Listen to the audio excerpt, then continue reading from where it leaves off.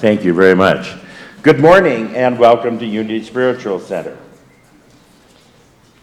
And I want to welcome all of those online also, where our mission is transforming lives and inspiring people to make a positive difference in this world.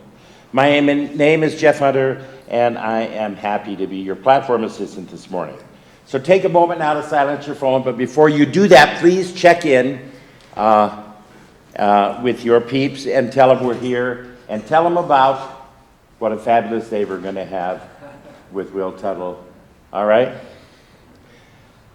We want to begin our time together by sharing our opening affirmation. I will say it once and then ask you to repeat it with me.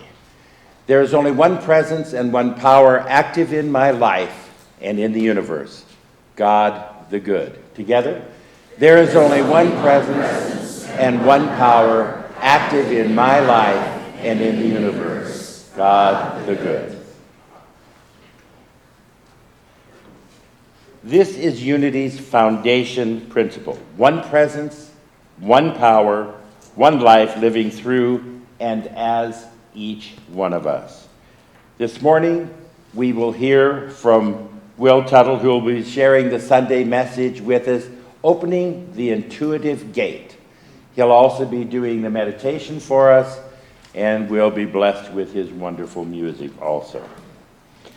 And we are going to be blessed musically not only by Will, but by Brian Wright and Don Daisley. So, let's stand and sing our community song.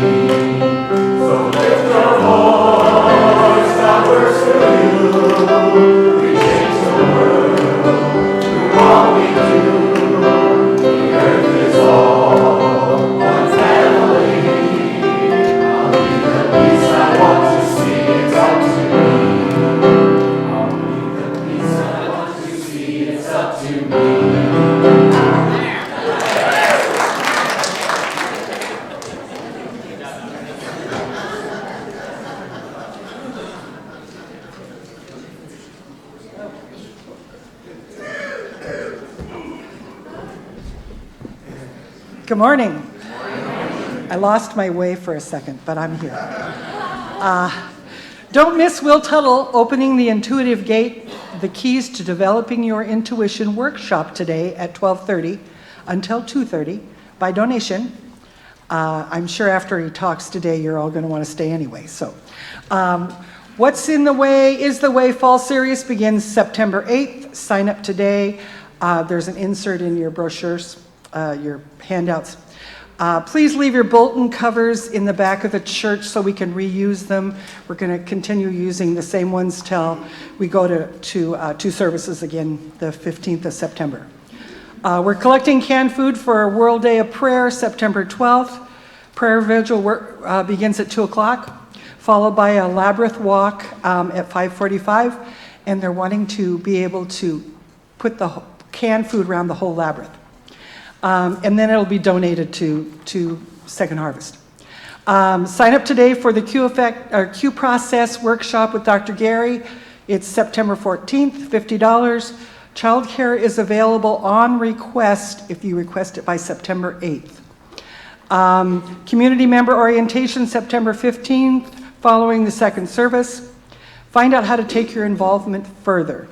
Now, if you're all not falling asleep, I'm going to introduce Hank to do an announcement, and then Dave is going to do one right after him.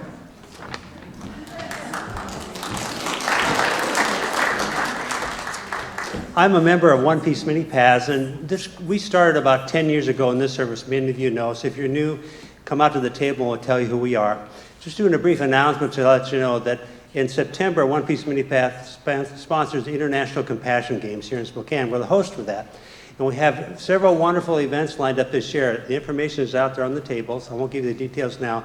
But the highlight is that on the 28th of September, it's a Saturday, we're bringing Matthew Fox here to speak in the sanctuary. So tickets are available for that. Yeah, if you want to come.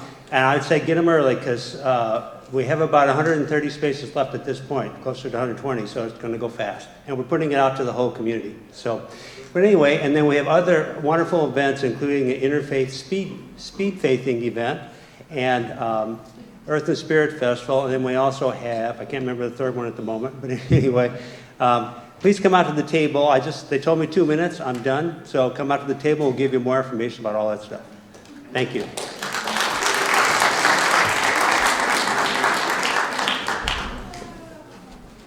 Good morning, Spokane. Good morning.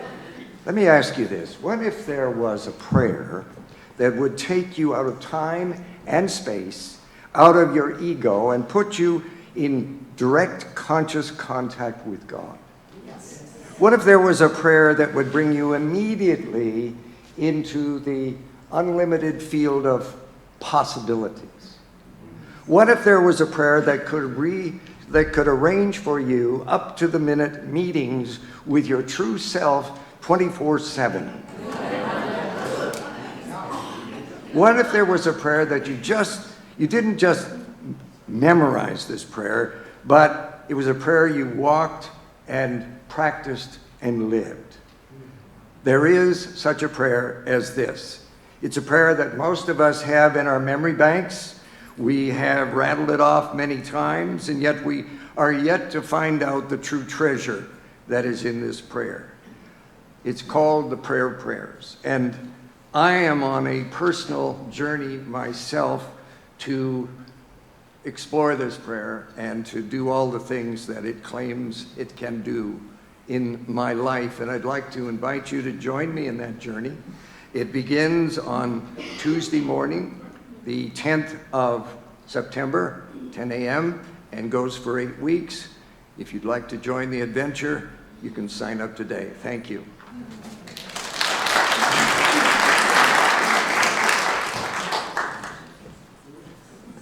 So much going on in our center. Isn't it exciting? Yes.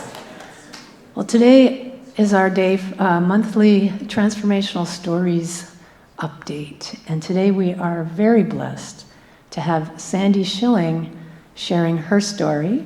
And I'm going to invite Sandy to come on up and please open your heart and listen to her story of transformation. Thank you, Jane. I just want you to know it's a pleasure and an honor to be able to share my story with you. So I'm going to give you the abridged version, and I'm going to read in the interest of time. I call 2010 my trifecta year. I had 3 major life-changing events in the first 6 months. My oldest son, Jake, in February, he tried to drown himself in our hot tub. And I recognized it was a cry for help. His dad and I had been avoiding conflict for years in an unsatisfied marriage. And everyone in the house was affected by the tension of walking on eggshells. I knew a divorce was imminent, but then As my son started to stabilize in June, the anger and resentment I had held in gave me breast cancer. My son's suicide attempt, separation of an 18-year marriage, and breast cancer were big wake-up calls for me. While I was terrified I would lose my oldest son, I quickly realized that I couldn't keep him safe by myself. I knew that he had to find his own reasons for living, and that I needed help getting him to see his own worth. I had been attending Unity on and off with my younger son, Shane, and I felt so safe and supported when I came. I think I cried every meditation for the first 6 months I was ever here. I was so deeply touched that I was able to feel my own grief and recognize the healing that needed to take place in all of us. As my son was admitted to Sacred Heart Adolescent Psych Unit by his own choice, I walked into the YOU room, and Diane and Craig Bader were there with the youth, and I begged them to help me get Jake what he needed. He needed to connect with them and get support once he was discharged. Every one of them made him cards, and I delivered those cards that day with a promise to Jake that I would make our home a safe place for him to express his emotions. I knew that my marriage had been unsatisfying for years and a divorce was imminent, but I wasn't going to give up until my kids were out of high school, for fear that we'd have custody issues. And although I suffered my own emotional pain keeping the family together, I just didn't realize how much it was affecting my sons. I just felt like I couldn't quit my marriage, no matter how difficult it was for me. I felt like I might be a failure and end up divorced like everyone else, except my parents. The suicide attempt was a slap in the face, and I saw the pain that my son was in. Never mind my own pain, which I had been suppressing for years. I had compensated by working, exercising, managing the family schedule. I was distracted with busyness. But now, thinking about being a divorcee, I would not only be a single mom of teenage sons, I was facing breast cancer treatment that included a mastectomy. I would lose a part of me that nourished my children and at the time I thought defined me as a woman. How could I ever possibly find a partner who would love me without breasts? Even more agonizing was the option of removing both breasts, or the decision to do that, since the risk of cancer returning was so high. As a nurse practitioner and healthcare provider, I felt obligated to follow the recommendations of the specialists, but inside my soul was screaming, no. I never for a minute thought that I would die from breast cancer, not for a minute. Even after a second surgery took my lymph nodes, and then I had infections, and then I had to do chemotherapy, and that plunged me into early menopause. Not fun. By the time they wanted to do radiation after the chemotherapy, I finally found the strength to say no, because I had finally found the blessing of breast cancer, the silver lining. Just after my breast cancer diagnosis, my old friend of 25 years and former teenage fling came running to my rescue. He helped fix my car when it left me stranded at yoga. He watched the dogs so I could go to the lake. And he let me talk about my fear of surgery and divorce. And he took me on motorcycle rides away from my terrifying life. With Ray, I felt so safe. I could tell him anything, and we were always honest with each other, and I trusted him completely. I knew he would do anything for me, and I loved the good father and devoted caregiver to his mom that he had become. I just didn't know that he had loved me all those years. Cancer is a great truth serum. He swore to help me get through the divorce and the treatment, and I told him how much he meant to me. The qualities I had desired in a life partner that I had envisioned and actually listed at a women's retreat were right in front of me. It was the beginning of a true partnership of mutual support. Ray became a role model for my sons, as well as joining me as a youth sponsor for YOU. We attended Financial Peace University, Parenting with Love and Logic, the Q process, meditation classes, spirit group. Over the years, he has really been a partner. And we both have seen how the power of spirit can heal, how our thoughts create our behaviors and our perceptions of reality. After the 2 long years of breast cancer treatment and reconstruction, I decided to put cancer behind me and follow my dream of going back to school one last time for my doctorate. And after 5 years of hard work, I was awarded my doctorate degree in nursing practice. Thank you. It was great. It really wouldn't have been possible without my partner by my side and support from all my loved ones. My oldest son, Jake, graduated the same year with his bachelor's degree, and my younger son, Shane, who many of you met, is a Marine, and he's distinguished himself as a leader in the Marines. He's a White House NCO, and he credits part of his success to being a youth counselor at kids camp for many years. So last August, the story's not over. Last August, after struggling with what I thought was arthritis for several years, I had another wake-up call. I don't listen to the subtle messages very well, but that's changing. Though I had learned unity principles, I had just kind of begun to practice them. I wanted a deeper practice of daily meditation, but I was so busy with just like 5 or 6 part-time jobs. I was a volunteer. I had an active social life. I knew I needed to stop my habitual busyness, but I just didn't know how. When the MRI of my hip showed a tumor in the hip socket, I thought the breast cancer might be back, but no. To my surprise, and with an ironic twist of fate, I told you I was done with breast cancer. The biopsy came back metastatic stage 4 non-small cell lung cancer, the kind that non-smokers get. So nothing like a terminal diagnosis to stop you in your tracks. But I'm glad to report that 1 year later, the tumors in my chest and brain are all but disappeared from radiation and oral chemotherapy.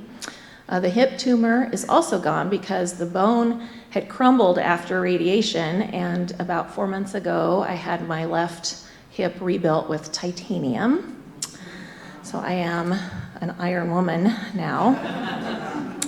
I am also maintaining a regular daily meditation practice using some of Joe Dispenza's methods as well as others. And I've quit all 5 or 6 part-time jobs. I traded them in for one 32-hour-week job. So I'm working on work-life balance. And I no longer need the distraction of busyness. And I've released my workaholic tendencies for the most part. My faith is stronger than ever, and I trust that I am exactly where I'm supposed to be. There's nothing more for me to do, and all I need to do is be the light for others. I am grateful for every day, for my partner Ray, who I finally married with the help from Jackie and Wayne Green last October, right here in the chapel. It was a beautiful day. Our future is bright, and I've realized that I am special. I am a walking miracle. I'm not a statistic. I'm an outlier. I'm a survivor. I'm in an elite club. I'm one of 1% of people who get to have 2 different kinds of cancers, but also to achieve my goals and dreams and to really deepen the spiritual meaning in my life. That's been the most important and rewarding part. And I couldn't have done it without the loving help from my partner, my family, countless friends, and of course, all of my Unity family here. Thank you so very much.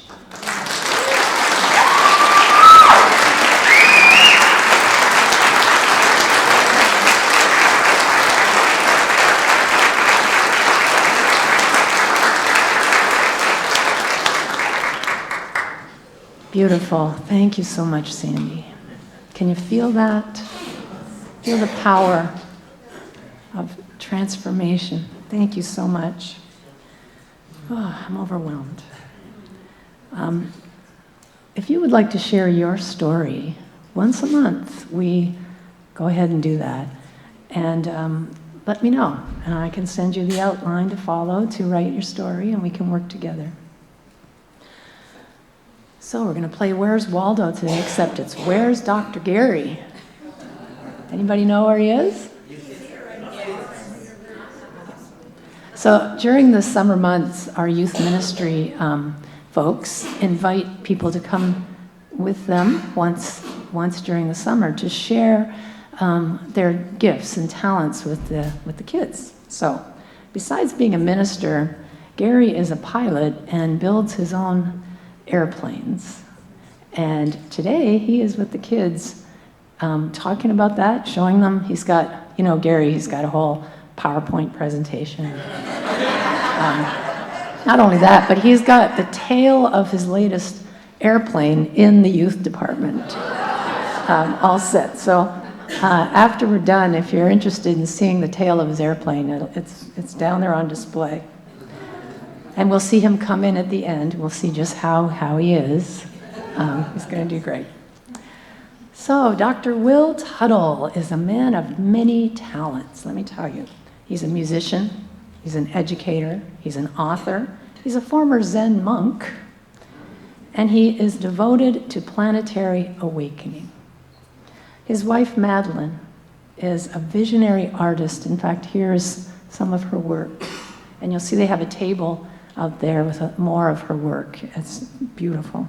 And the two travel together. They travel all over the place, providing concerts and workshops and lectures. And he will be blessing us this morning with the message, the meditation, and even some of the special music. So we've really put him to work today. Please be sure to check out his CDs and his best-selling book, The World Peace Diet, as well as Madeline's beautiful work after the service. And consider coming at 12:30 to his 2-hour workshop, or their 2-hour workshop. They're both going to be involved. So I want them to both stand, and let's acknowledge them.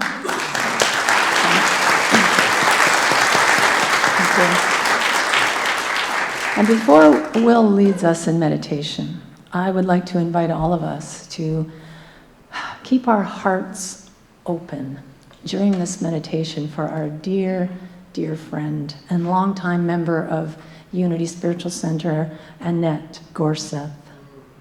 Those of you who were at Broadway on Bernard last spring will remember her. She was the sweet soul sitting in the wheelchair with a broken leg, belting out her music and making jokes about when they said break a leg, I shouldn't have taken them seriously and that sort of thing. Well, she's been recovering since then, 6 months of recovery with this broken leg, and finally was able to go home. She took her first steps with a walker, just shuffling a little bit with Royce at her side, her husband Royce, who's been with her the entire time. Last week, she had another fall. And she has broken her arm in several places. She has stressed the broken leg again. She's added a concussion and stitches and a fractured back to her injuries, black eyes. She is in immense, immense pain. And when I visited her, she was in Deaconess, I promised her that we would hold her in prayer this Sunday for healing and for wholeness. And so whether you know Annette or not, I would just ask you to please hold the space for healing for both Annette and for Royce. And of course, if you know of anyone in need of healing, including yourself, please also hold them in prayer during our time of meditation. Prayer is powerful, as you heard from Reverend David. It can change our lives. It can transform our lives. And as we join together with one vision and hold that vision of healing and wholeness for all of our loved ones, we create an energetic field of healing. So let's not ever discount the power of that. So I just wanted to invite all of us to be a part of that as Will takes us into a beautiful time of meditation. Thank you.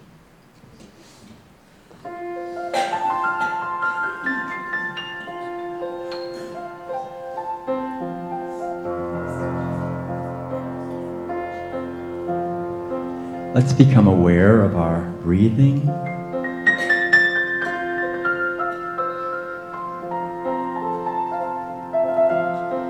With every exhalation, letting go of any thoughts of the past, letting go of any thoughts of the future, allowing ourselves to enter more deeply into this present moment, the only holy moment is right now.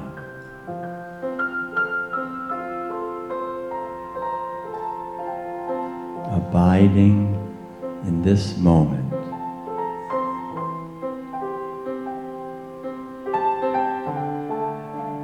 Abiding in gratitude. Giving thanks for this precious opportunity of a human birth. For this opportunity to grow in wisdom and compassion.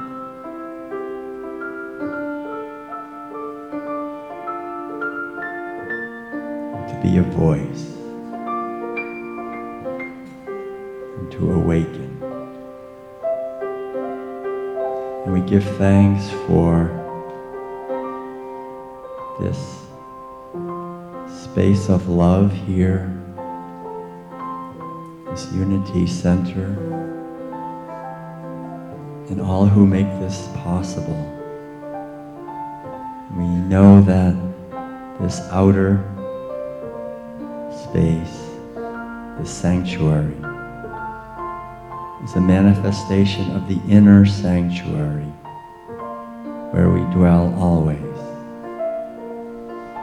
in unity with the infinite spirit of love, the source of all life.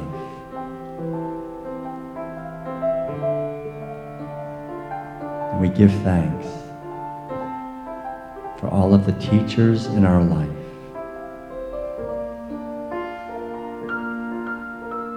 and for all of the teachings of all the traditions that help us to awaken to the truth that we are, and the truth of the interconnectedness of all life. And we give thanks for this community, for all of our loved ones, for the whole web of life, for this beautiful earth, for all of the birds and fishes, the rivers and mountains, the lakes and streams,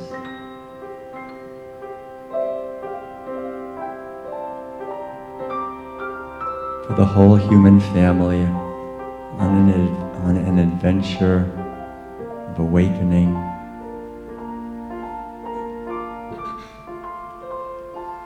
knowing that the light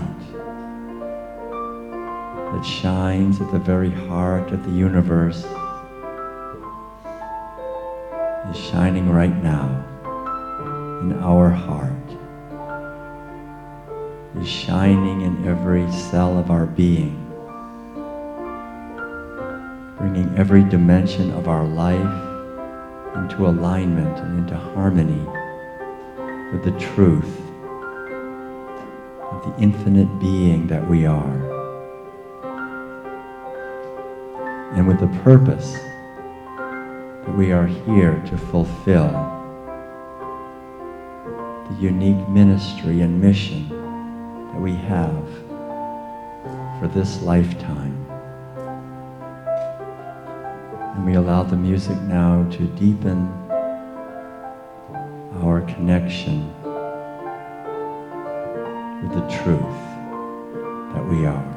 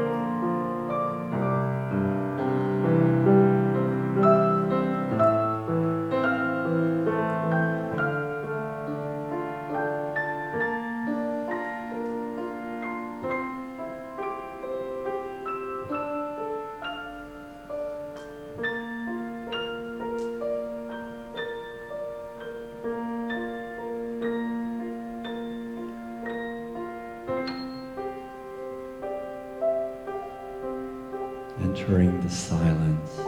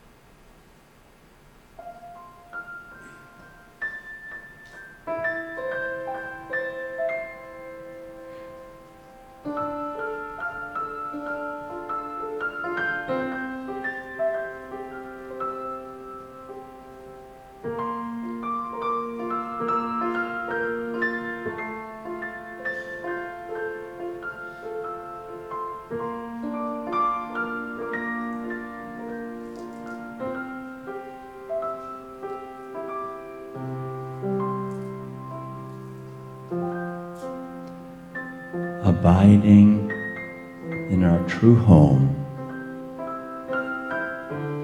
abiding in wholeness,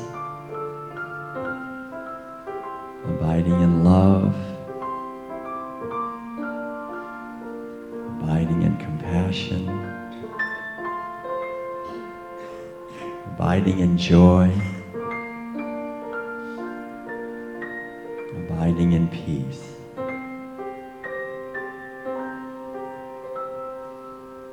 Abiding in harmony, abiding in freedom,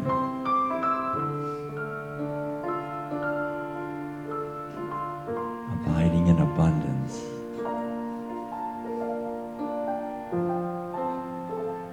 abiding in truth,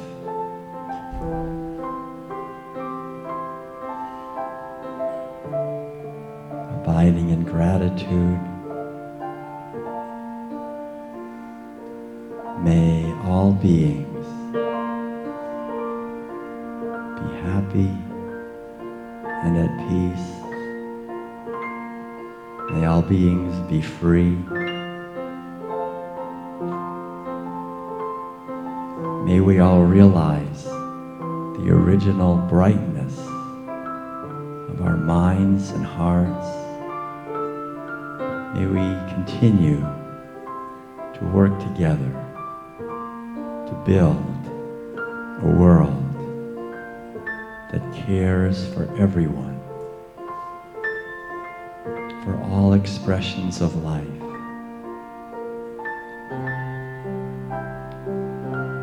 Through the power and through the presence of the infinite Spirit of truth and love, the indwelling Christ, we give thanks knowing this is so. And so it is.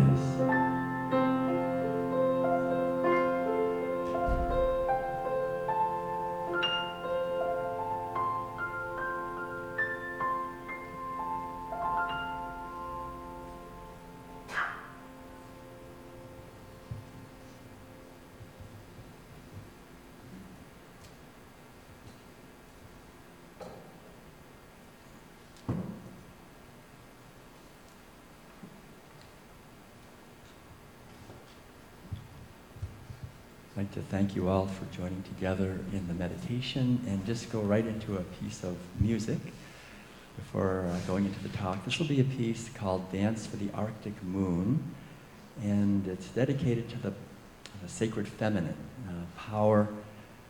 The moon, as you may know, represents cross-culturally spiritual awakening and also the feminine dimension of awareness.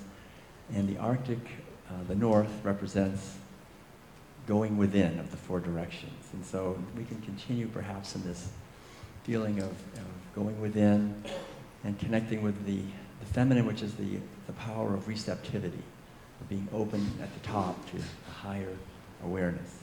And I'd like to just dedicate this music to the healing of all of our relations and to creating a field of awareness and consciousness for awakening here. Enjoy.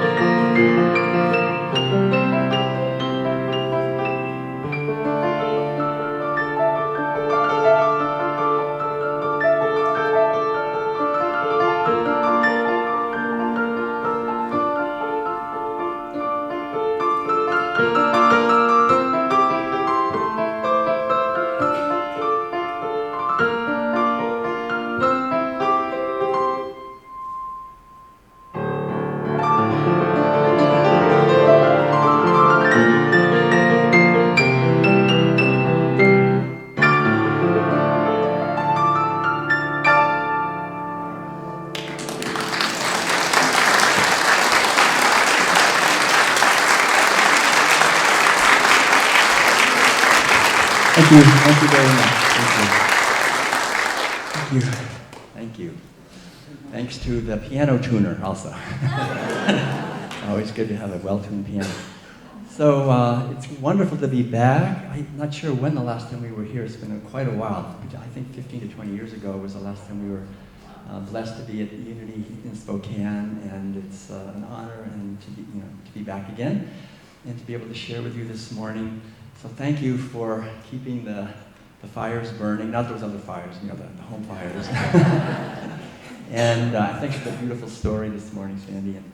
And it's just wonderful to be able to be involved with the Unity movement. As you may be aware, Madeline and I have been traveling now to Unity churches for over 30 years, and I always feel that when we gather together, it's helpful to remember that there are many other, hundreds of other communities that are also gathering. And I think in many ways the Unity movement is one of the healthiest movements on the planet in the sense that it's based at its core on the idea of inclusion, kind of this radical inclusion. We're going to include, not only everyone is welcome, but we include the different traditions, the wisdom traditions of humanity. None are excluded. If they have something to offer to help us to awaken, Charles and Meryl Fillmore, the co-founders of Unity, were really great students of truth.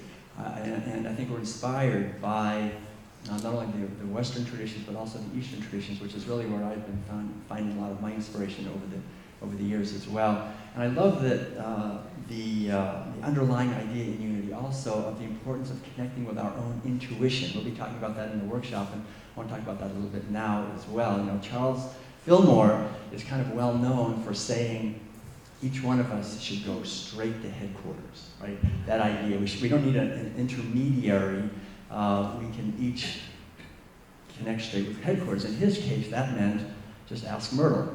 He had it easy, right? So, but for all of us, I think the underlying idea is to learn to connect with this intuitive capacity that we have. And they wrote quite a bit about that. I think I was very fortunate when I was getting my PhD at Berkeley. I won't go into the details, but I was just struggling with what I was going to be able to do my final dissertation on. And eventually I was able to do it on educating intuition in adults. And it went on actually to be recommended, actually nominated to be the best dissertation at Berkeley that year.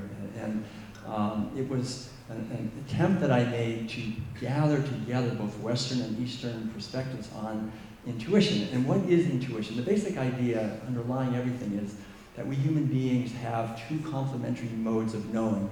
One, we use words like rationality and logic and intellect and analysis and so forth. The other, we use words like intuition and revelation and inspiration. It's kind of spiritual knowledge that comes directly from within. And we are all raised in a society that emphasizes one and neglects the other. Can you guess which one? So it's so important. I think if you found your way here, you're on the path of reclaiming or making an effort to reconnect with intuition. I think it's the greatest gift we can give, not only to ourselves and our loved ones, but to the planet, to everyone, to humanity, is to connect with our intuition. Why is that? I think essentially the problem is, as human beings, we're born into a culture where in many cases there's a narrative going on that is not in our best interest, a whole story about our relationship with nature, with animals, with each other, and it's leading to a lot of destruction and violence and domination, exploitation and oppression and so forth. And we're in the midst, I feel, of the rebirth or reconnecting with a new story.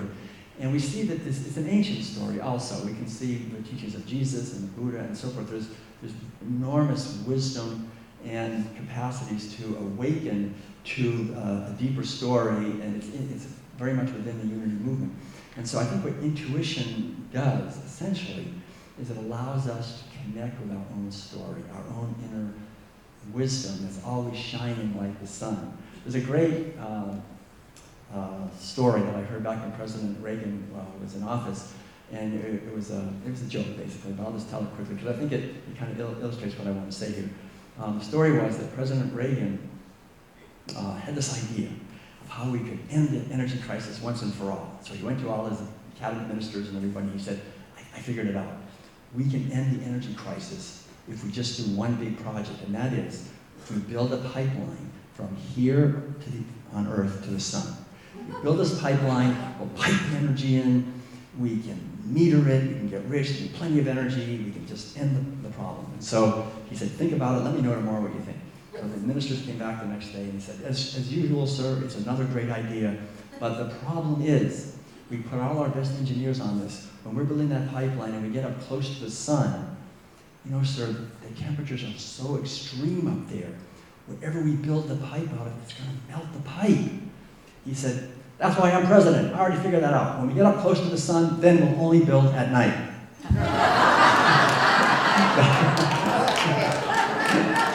I won't say anything about former president. But the basic idea is that, you know, we laugh because we know that from the point of view of the sun, right, it's just always shining. From the point of view of us on Earth, it's true. You know, sometimes we're turned away, we say the sun's not shining, it's night, or the clouds are covering, the sun's not shining. The sun is shining, right? The clouds are in the way. It's the same thing with our intuition. The sun of our intuition is always shining.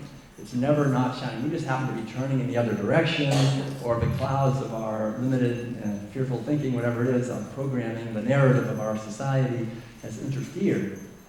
So the whole idea with intuition really is not that we have to get intuition, it's basically to remove the obstacles.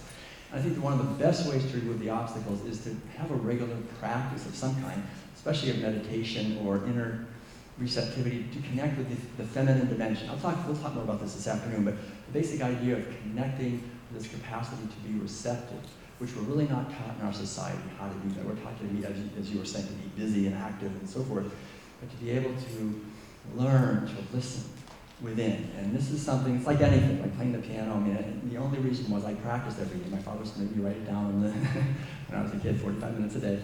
And I didn't like doing it at the time, the discipline sometimes, but I'm so glad because it creates the possibility of liberation and freedom when we practice. Whatever we practice, we become good at. That's why I love unity. Unity is the church of practical Christianity. We're not just talking about this, it's like how do we live this? How do we actually put this into practice in our daily lives?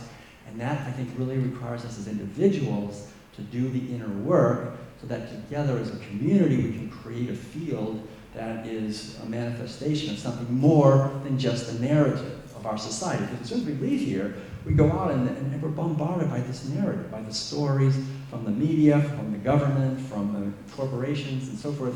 And it's really pretty toxic, most of that narrative. And so for us to reaffirm and reconnect and invent, really, within ourselves, the truth, a deeper narrative of interconnectedness. And the beauty, I think, really of intuition, the great gift it gives us is it gives us our life, our unique life. It doesn't mean that we don't have any problems anymore, we don't have any challenges, now we're in touch with our intuition. It means that we're living our life. And when we do that, then there's a sense when we wake up in the morning of gratitude. I got another day. It's my life, not somebody else's life. And I think when we do that, we become a field. I want to just tell, briefly in my own case, I remember being born, I was born and raised in Concord, Massachusetts, which was kind of a neat place to be born and raised just because there was these two revolutions, right? The April 19th, if you're in Concord, Massachusetts, April 19th is Patriots Day. Remember Emerson wrote that poem about the battle at the Old North Bridge and hardly a man is now alive. Remembers the famous day in here of the Midnight Ride of Paul Revere and all that. We lived that. I mean, we would go down, my father would get into his Minuteman outfit, and we'd all go down to the Old North Bridge, and we'd reenact the battle, and we'd send the redcoats back to Boston, and we'd celebrate revolution, If you have a situation that's not good, have a revolution. Why not? We can do that. And so that was one revolution. But then, 100 years later, roughly, there was the Transcendentalist Revolution. So I was born in Emerson Hospital, learned to swim in Walden Pond, went to Thoreau School and Alcott School. There was this whole feeling of the Transcendentalists. And the Transcendentalists were the ones, really, for the first time, brought the teachings of Asia to the soil of the United States. Thoreau had the largest library in the whole United States back in the 1840s of books on Taoism, Buddhism, Hinduism, and so forth. And these were teachings that have really deepened and helped us. The Hindu basic idea of God as both female and male, what a thought, Or the Buddhist idea of God as infinite mind. Or the Taoist idea of God as principle, that you can actually get in harmony with the Tao, this infinite principle. And so these ideas were very inspirational to not only to Emerson and Thoreau, but also to Charles Noel Fillmore and many other people.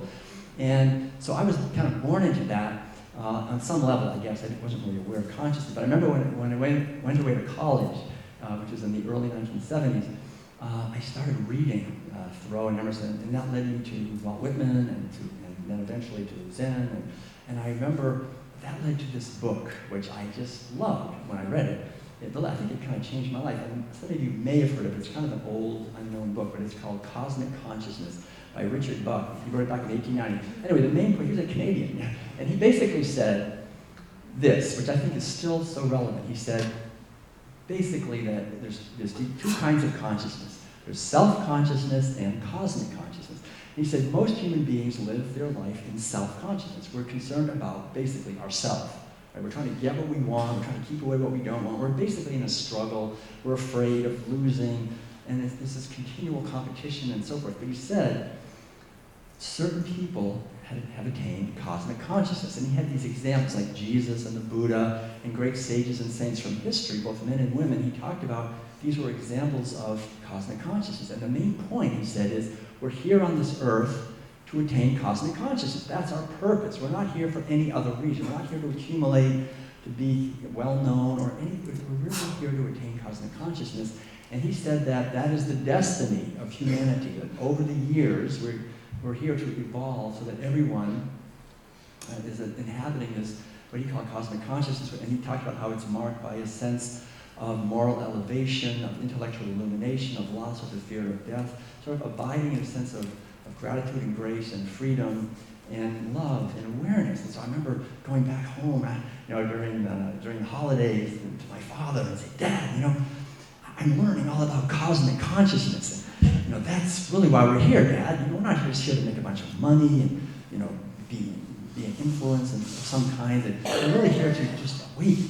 And he said, I'm spending a lot of money on this education. How's that going to help you get ahead in the world? How are you going to get ahead, in the world? All that kind of stuff. But luckily, he resonated a little bit with it. He actually taught me to play the piano. So. But my younger brother, Ed, I was really delighted because I started sharing these ideas with him. And he was just like, yes, let's do it. That's it. This is what we got to do. So, we put our heads together and thought, okay, it's a great idea, but now, what do we do? And we thought about it for a while, and we couldn't come up with an answer until one day we hit it. We knew what to do. It was 1975. If you want to attain cosmic consciousness, it's obvious. You just go to California. So that's what we did. I remember telling my parents, hey, Dad, Mom, we're going to California, and we wanted to do it like a pilgrimage. So we walked down the driveway with no money, a little backpack with some fresh baked cookies from my mother, and we headed west. And we just walked. We walked, and we got a couple of rides in the beginning, hitchhiking, back when you could kind of hitchhike. But really, it took us a long time to do. We just walked. We weren't really trying to get there fast. It was more of an inner journey. And we were reading this book about Ramana Maharshi from India, who said, the main thing to do if you want to wake up is to ask the question, go deeper and deeper, who am I? Just go in self-inquiry. Find out who you are, because most people, we have no idea who we are, what we are. We think we're this body. We think we're this collection of thoughts and memories that comes and goes. We're just a material thing. Find out. He said, don't take any answer. Find out for yourself. So we were meditating every day and walking. After a few months, we got as far as Buffalo. So then we were in Buffalo. It was October. It was already freezing. And I thought, well, my bachelor's degree from a very good school. It's October. It's Buffalo. You better head south. So we walked, and we actually ended up walking all the way to Alabama. And it took us quite a few months, and we had all kinds of amazing things happening. And we never went actually hungry. Miracles have happened. But on the way, one of the main events, we ended up at a Zen center in Alabama, but on the way we ended up, for a few weeks, about a month, at a community called The Farm in Tennessee, which the Farm in 1975 was the largest hippie commune in the world, and there was about 900 people living there, and they were all from California. We met them in Tennessee. I was like, all right, well, here we are. That ended up being a wonderful experience. I ended up becoming a vegetarian there and a whole lot of other things and learned deepening my meditation. But then we went on from there to a Zen center in Alabama. And which you probably think I'm lying, but there really was a Zen center in Alabama. and eventually ended up from there at a Tibetan Buddhist center in San Francisco, and then a Zen monk in Korea, and all these other things. But the main point I wanted, and eventually ended up meeting Madeline in Switzerland, which was she heard me play the piano, and then said, my gosh, who's this guy playing the piano? And she bought a CD or a cassette, back in the days of cassettes. And then we came over to make the cover of the first CD, and we fell in love and got married. So we just had our 26th wedding anniversary. She's a wonderful artist. But the point I just want to end here, because I know it's getting late, is just the basic idea that when I was on that walk with my brother, I remember so clearly, there were days we were walking along, and we had no reason to be happy, in the outer world. I remember, we had nothing. Whatever we had, we tried to get rid of it. Remember, I had kind of a heavy pack in the beginning. If you have to carry it every day, extra pair of shoes, extra pair of pants, no, give it away. But I remember, we weren't doing what we were supposed to do. We were not doing what our parents wanted us to do. We were definitely not doing what the society or the education said we should do. But I remember as I was walking down these little roads somewhere in West Virginia or Kentucky or Tennessee somewhere, I would have these waves of joy just washing over me for no reason. And I think that is what happens when we're in some degree connected with our intuition, because then we're living our life. And when we're living our life, then we're connected to the core of our being, which is joy. If we dig down deep enough into our consciousness, we'll find a bubbling spring of great joy and happiness that doesn't need anything in the outer world at all. Just to be, just being itself is joy. Not only the beauty around us, the beauty of the earth. How many of you have noticed that the earth is beautiful? I'm sure you've noticed, right? That beauty is a reflection of something. It's a reflection of the source that we are, the same, amazingly beautiful and free. And so when we quiet our mind and connect with the truth that we are, and then allow that to guide us to live our unique life, like I said, it doesn't mean everything is easy, but it does mean there's an underlying sense of joy, of rightness, and we can be here to be part of the solution to the problems. There are many problems on our earth, but instead of being part of the problems, part of the domination, we can try to be part of the expression of kindness, compassion, being aware that we're all interconnected, that our lives are interconnected. And so I just want to close with that basic idea that when we connect with our intuition, with our own purpose and mission, then we naturally create a field around us. And it naturally encourages other people to do the same thing.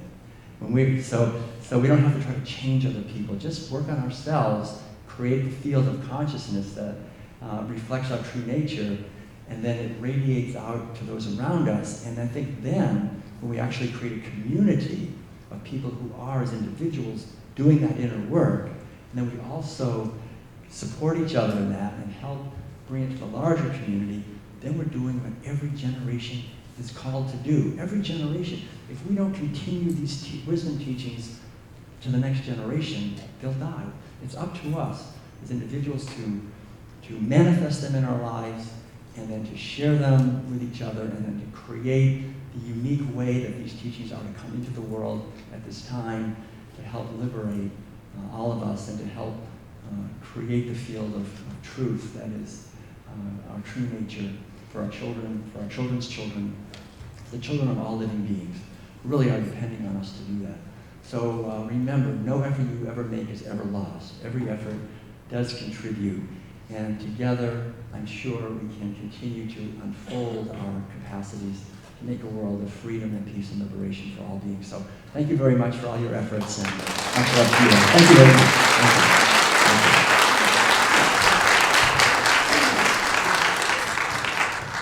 Thank you all very much.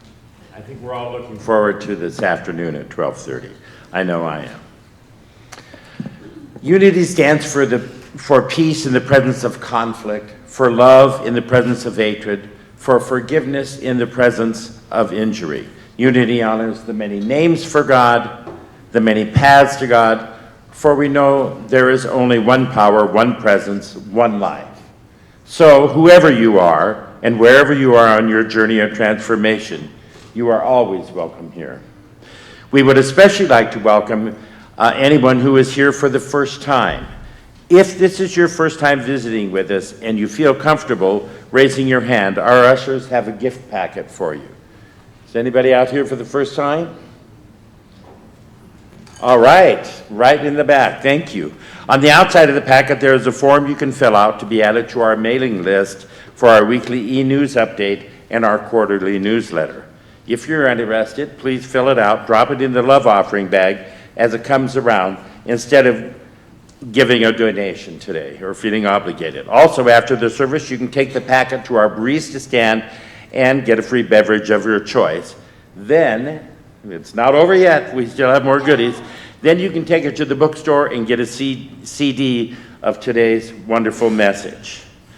If you have any questions or would like a name tag, we have an information desk out in the foyer, and you can speak to one of our welcome team members. We are really glad all of you are here today. We'd also like to welcome our visitors online and thank you for joining us today. It's time to welcome and greet each other with a handshake, a hug, or whatever. Let's stand and sing our welcoming song.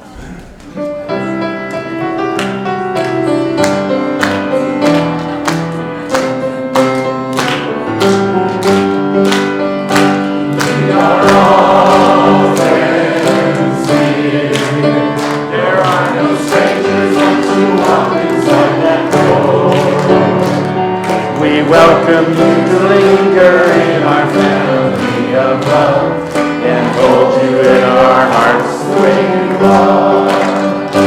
We are all friends here. There are no strangers once you walk inside that door. We welcome you to linger in our family of love and hold you in our hearts the way you are.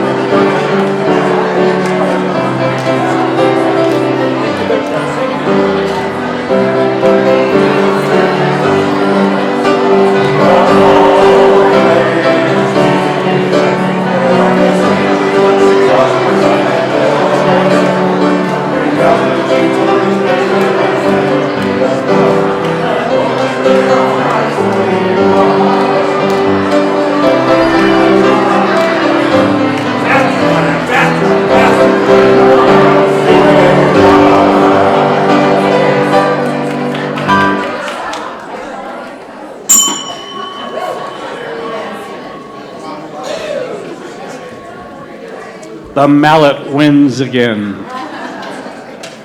Good morning, everybody.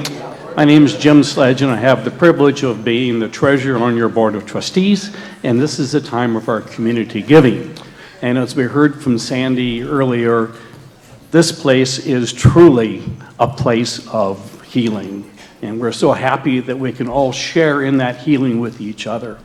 So let's take that into our hearts as we join together in saying our prosperity blessing. Together, I know that my giving blesses and multiplies all that I am, all that I have, and all that I give and receive. I give thanks for the abundance that is mine to share, and so it is. I'd like to just play a short piece of music as the baskets go around. This is called Bursting Light. Enjoy.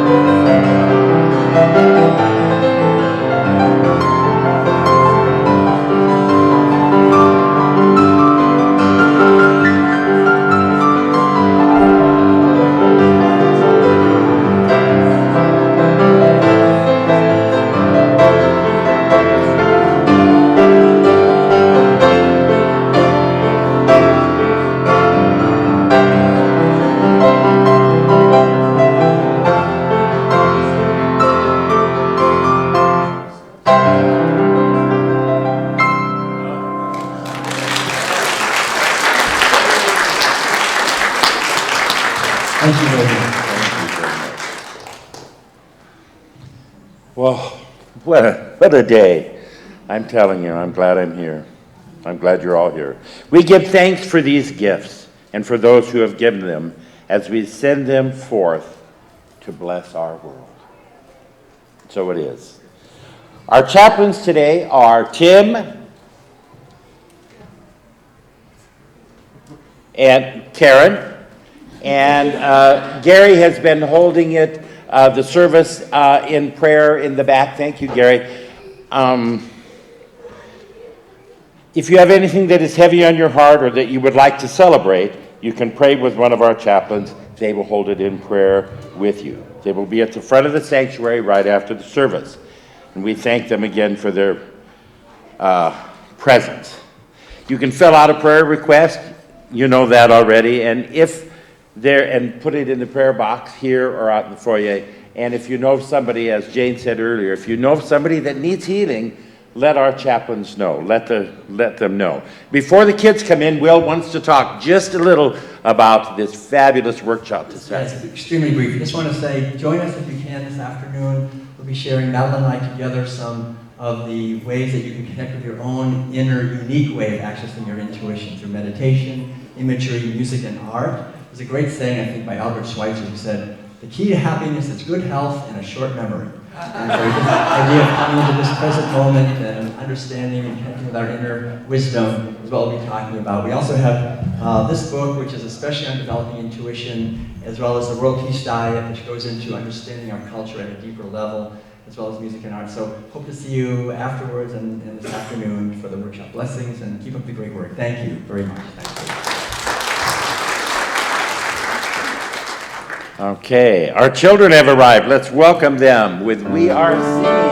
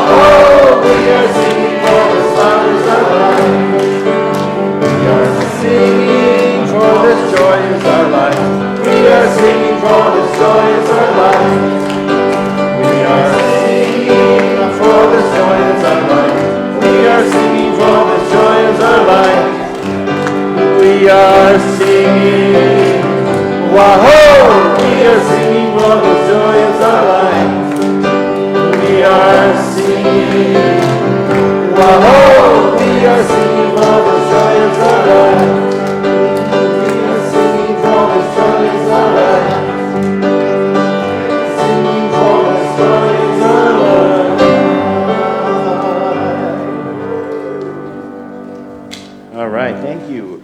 You know, we're very grateful for all of our young people, for all of you here at Unity Spiritual Center. Let's take a moment to go into our hearts and bless all of these children here, all the children of the world, and the people that work with the children here and in the world. Ready? Be the love you are, sing the song you hear, share your joy of life with people far and near. And let's not forget ourselves. We're kind of important in this equation also. So let's bless ourselves. Be the love we are, sing the song we hear, share our joy of life with people far and near. All right.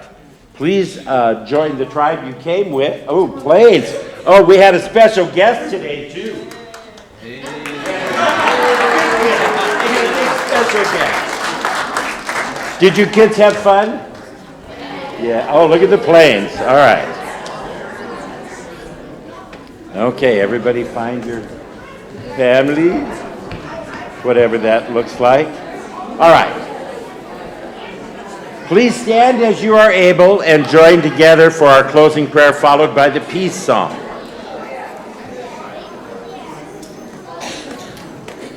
Together, the light of God surrounds us. I am the light of God. The love of God enfolds us. I am the love of God. The power of God protects us. I am the power of God. The presence of God watches over us. I am the presence of God. Wherever we are, God is, and all is well. And that's the truth.